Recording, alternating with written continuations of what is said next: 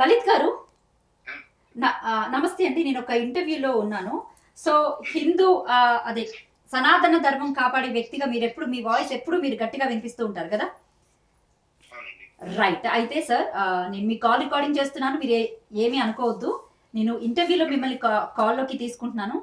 So ఈ అఘోరి చేసేటువంటి ఘోరాలకి సంబంధించి లిటరలీ చెప్తున్నా, అంటే ఏ హిందూ ఇప్పుడు వరకు దీని మీద వచ్చి ఎవరు మాట్లాడలేదు, ఏ కమ్యూనిటీ మాట్లాడలేదు. బట్ ఫస్ట్ ఆఫ్ ఆల్ ఒక ట్రాన్స్జెండర్ కమ్యూనిటీ అలాగే జోగిని వ్యవస్థ వచ్చి వాళ్ళ గొంతు చాలా గట్టిగా వినిపిస్తున్నారు. నిజంగా అంటే హ్యాండ్స్ ఆఫ్ అని చెప్పాలి. వాళ్ళు సనాతన ధర్మం గురించి వాళ్ళు కూడా పోరాటం మొదలు పెట్టారు. రైట్. ఇక్కడైతే ఈ అఘోరి విషయంలో అంటే వీళ్ళు మీ స్టాండ్ ఏంటి సార్? జోగిని సంధ్య ఓకే. ఎవరున్నా కూడా ఎవరైతే ఈ ఇష్యూని ఖండించడానికి అక్కడ కూర్చున్నాడో వాళ్ళకి ఒకటే చెప్తున్నా, వాళ్ళకి హిందూ సమాజం తరఫున శిరస్సు వచ్చే బాధలు ఉందన్నాడని. ఎందుకంటే తప్పు ఎవరు చేసినా తప్పే, కానీ ఇక్కడ అఘోరి ముసుగులో ఇతను చేస్తున్న శ్రీనివాస్ చేస్తున్నది తప్పు కూడా కాదు, పాపం. కారణం ఏంటంటే సనాతన ధర్మంలో చెప్పబడ్డ అఘోర తత్వానికి అఘోర తత్వం పేరుతోటి ఇతను తిరుగుతూ చేస్తున్న మాటలు కావచ్చు, లేకపోతే చేస్తున్న పనులు కావచ్చు, ఏవైతే వాటికి అసలు సంబంధం లేదు. అండ్ ఎందుకంటే అతని గురించి చూస్తున్నప్పుడు చాలా డార్క్ ఫ్యాక్ట్స్ బయటకు వస్తా ఉన్నాయి.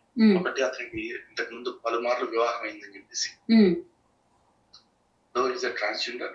అతను కపుల్ ఆఫ్ టైమ్స్ మ్యారేజ్ చేసుకున్నాడు ఒక అమ్మాయిని, తర్వాత అంతకుముందు ఇంకొక అమ్మాయిని మ్యారేజ్ చేసుకున్నాడు.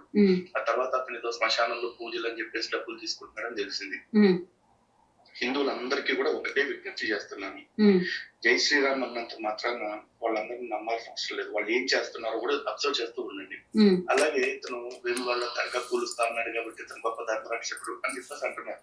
నిజంగా కూల్చేవాడైతే అంత హడావుడి చేసేవాడు కాదు, చేసుండేవాడు. కాబట్టి కూలిస్తే నిజంగా ఆ రోజున మళ్ళీ అతను పొగడొచ్చు.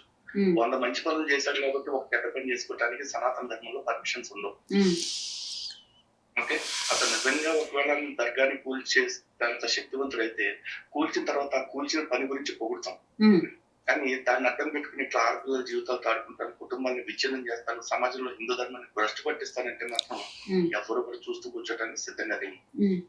ఓకే, అఘోర తత్వము అంటే ఫస్ట్ ఆఫ్ ఆల్ ఘోరం కాని పనులు ఏవైతే ఉంటాయి, ఘోరమైన పనులు ఏవైతే ఉంటాయి అవి చేయకుండా ఉండటం. ఓకే, కానీ ఇతను చేస్తున్నవన్నీ కూడా ఘోరాలే. అండ్ ఫస్ట్లీ అఘోర తత్వం సాధన చేయాల్సిన వాళ్ళు సర్వసంగ పరిత్యాగులు అయిపోతారు. చివరికి వాళ్ళ ఆహార విహారాల్లో కూడా ఈ సమాజం మొత్తం విడిచిపెట్టేసి సమాజానికి పనికిరావు అనుకున్న వాటిని స్వీకరిస్తూ వాళ్ళు బ్రతుకుతారు. అని ఇతను అలా కాదు, లగ్జరీ కారులో తిరుగుతాడు, ఆడపిల్లలతో ఆడుకుంటాడు. మన ఏదో ఒక స్కాండల్ వచ్చింది, అది ఇతనో కదా తెలియదు, ఒక అబ్బాయి తోటి మిస్బిహేవ్ చేస్తూ ఒక వీడియో కూడా ఏదో వచ్చింది. మరి ఇవన్నీ ఎందుకు జరుగుతుంది? దౌర్భాగ్యం ఏంటంటే హిందువుల్లో ఈ మధ్య ఆధ్యాత్మిక ధోరణి కంటే కూడా ఈ భక్తి పేరుతోటి ఎవరిని పెడితే వాళ్ళు నమ్మటం, ఏది పెడితే అది ఆచరించడం ఎక్కువైపోయింది. ఈ హిందూ ధర్మంలో ఈ నగ్న పూజలు కావచ్చు, శ్మశానంలో చేసే ఆరాధనలు, ఇట్లాంటి చేతబళ్ళు ప్రాణాలు ఏవైతే ఉన్నాయి ఇలాంటి వాటిని పావు లేదు, అసలు లేవు కూడా అవి. కానీ ఇతర ప్రజల యొక్క భయాన్ని ఆచని అడ్డం పెట్టుకుని రాజకీయ నాయకుల దగ్గర, వ్యాపారవేత్తల దగ్గర సొమ్ము చేసుకోవటం కోసం ఇలాంటి పూజల్ని ప్రమోట్ చేస్తా ఉన్నాడు. దీని పట్ల ప్రతి హిందువు కూడా జాగ్రత్తగా ఉండాలని, రక్షించబడాలని, అంటే ఇతని యొక్క మోసంలోకి పోకుండా ఉండాలని మనస్ఫూర్తిగా మేము కూడా కోరుకుంటున్నాం. బేసిక్ గా ఈ విషయం గురించి గత 7-8 నెలల నుంచి ట్రాన్స్జెండర్ కమ్యూనిటీ నుంచి మాధురి అయితే చాలా గట్టి ఫైట్ చేస్తుంది. తను నిజంగా చెప్పాలంటే, కాకపోతే తనని ఆ రోజు ఖండించారు, అందరూ ఖండించారు. తనకు బెదిరింపు కాల్స్ కూడా చేయడం జరిగింది. మాధురి ఉన్నారు, అలాగే జోగిని వ్యవస్థ నుంచి సంధ్య గారు కూడా ఉన్నారు. ఒకసారి మీతో మాట్లాడతానంటున్నారు. జై శ్రీరామ్ అన్న, నమస్తే. నేను జోగిని సంధ్యని మాట్లాడుతున్నాను. నమస్తే అన్న. చాలా సంతోషం తల్లి. ఫస్ట్ ఆఫ్ ఆల్ మీరు ఎంత ధైర్యంగా ముందుకు వచ్చి దీన్ని ఖండిస్తున్నందుకు. ఎందుకంటే ఇది చేస్తున్న పనుల వల్ల మన ధర్మానికే కాదు, ఎవరైతే అంటే కొంచెం ఇట్లా ఉద్యోగులుగా లేకపోతే సమాజంలో ఇట్లా ఉన్నారో వాళ్ళందరికీ కూడా చెడ్డ పేరు వస్తా ఉంది. దాన్ని మీరు మీ బాధ్యత కాకుండా ధర్మం యొక్క బాధ్యత కూడా భుజాల మీద వేసుకున్నందుకు ఫస్ట్ ఆఫ్ ఆల్ మీకు అభినందనలు తెలియజేస్తున్నాను మా హిందూ సమాజం తరఫున. థ్యాంక్ యూ అన్న. నేను కూడా ఒక హిందూనే కాబట్టి మన సనాతన ధర్మం అని అంటే మన కట్టుకి, మన బొట్టుకి, మన ఆడపిల్లలకి, మన అమ్మవార్లకు ఉన్న పేరు ప్రఖ్యాతన ఇలాంటి ధర్మాలలో ఒక అమ్మవారిలాగా పూజించే ఆడపిల్లలతో ఇట్లా ఆడడం, మళ్ళీ నేను స్టార్టింగ్ నుంచి కూడా ఫస్ట్ అఘోర డూప్లికేట్ అని చెప్పుకుంటూ కొట్లాట పెట్టుకొని ఎంత చేసినా కానీ సనాతన ధర్మం కాపాడుతున్నా అని చెప్పుకుంటూ కూడా నన్ను కూడా బ్లాక్మెయిల్ చేశారు. మన సనాతన ధర్మం పాటిస్తున్న వాళ్ళే, హిందువులే, మన హిందువులే నాకు కాల్ చేసి కోపం అయ్యారు, నన్ను తిట్టిరు, అఘోరి గురించి ఇంటర్వ్యూలు బంద్ చేయాలని అన్నారు. మళ్ళీ అలా ఒక్కరు కూడా మాట్లాడతలేరేందన్న మళ్ళీ.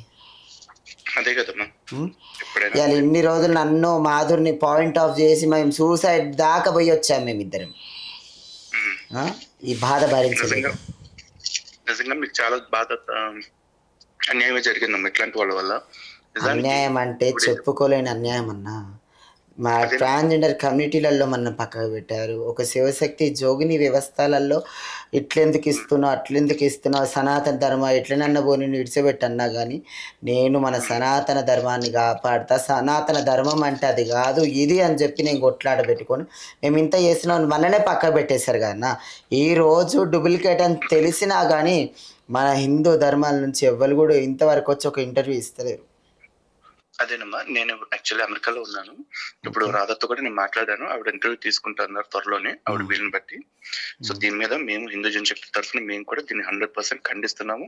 గతంలో ఆల్రెడీ ఫేస్బుక్ లో చాలా సార్లు పోస్టులు కూడా పెట్టడం జరిగింది, నిజమైన అఘోర తత్వం ఏంటో తెలుసుకోవాలి అందరూ అని చెప్పేసి. దీని మీద నేను ఖండించడానికి ఎప్పుడు సిద్ధంగా ఉన్నా, ఖండించాం కూడా. కాకపోతే రిపీటెడ్ గా ఇంటర్వ్యూలు ఇవ్వలేదు మీకులాగా.